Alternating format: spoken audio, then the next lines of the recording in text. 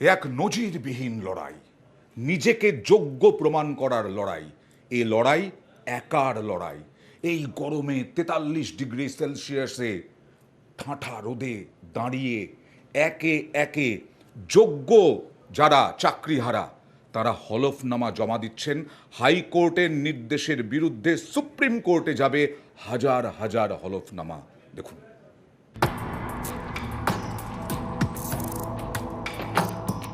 পরিশ্রম করে লেখাপড়া করে পরীক্ষা দিয়ে চাকরি, কঠিন লড়াই। সেই চাকরি ফেরাতে আবার লড়াই, কারণ এসএসসির 2016 সালের পুরো প্যানেল বাতিল করেছে কলকাতা হাইকোর্ট। চাকরি হারিয়েছেন যোগ্যরাও।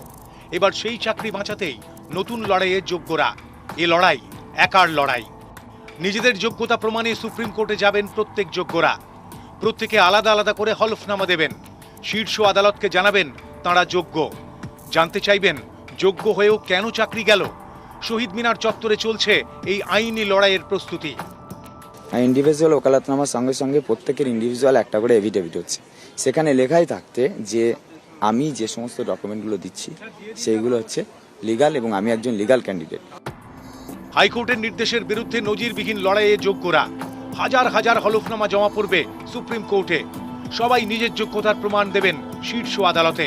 সেই প্রস্তুতি চলছে। বিভিন্ন জেলা থেকে চাকরিহারারা জড়ো হয়েছেন শহীদ মিনার চত্বরে। চলছে ফর্ম ফিল আপ।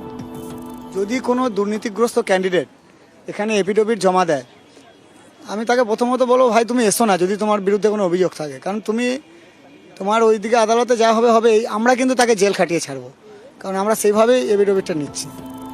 হাইকোর্টের রায়ে চাকরি গিয়েছে হাওড়ার পারমিতা পাত্র এবং সঙ্গীতা মিঠের। দুজনেই গর্ভবতী। চাকরি ফেরাতে তাঁরাও সামিল শহীদ মিনারের জমায়েতে, হকের চাকরি ফেরত পেতে।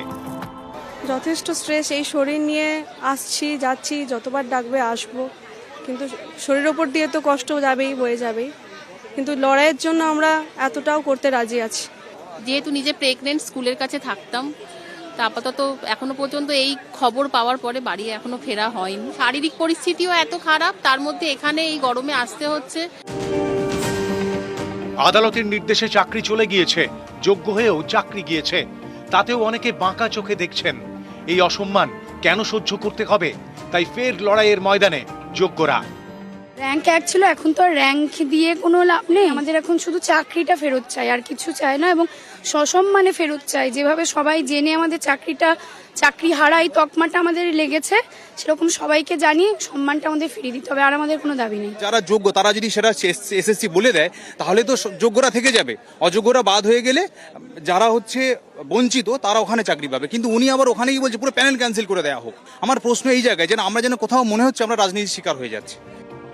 একদিকে সুপ্রিম কোর্টে লড়াইয়ের প্রস্তুতি, আরেকদিকে হাইকোর্টে বিক্ষোভ। মঙ্গলবার আইনজীবী বিকাশ রঞ্জন ভট্টাচার্যকে ঘিরে বিক্ষোভ। এদিন হাইকোর্টে 2014 টেট দুর্নীতির শুনানি ছিল। শুনানি শেষ হতেই কোর্টরুমের বাইরে বিকাশ রঞ্জন ভট্টাচার্যকে ঘিরে বিক্ষোভ দেখান মামলাকারীদের একাংশ। অভিযোগ তোলেন আইনজীবী বিকাশ রঞ্জন ভট্টাচার্যের কারণেই চাকরি নিয়ে জটিলতা তৈরি হচ্ছে। পরিকল্পিতভাবে ওদের নিয়ে আসা হয়েছিল এবং ওরা ভেবেছিল এরকম একটা পরিস্থিতি তৈরি করে হয়তো আমি ঘাবড়ে যাব। ও তো জানে না কি আমি ছাত্র জীবন থেকে ছুরি থেকে আরম্ভ করে বাড়ি কিছুই বাদ যায়নি আমার উপর দিয়ে। সুতরাং ছেলে মানুষ। নিউজ 18 বাংলা।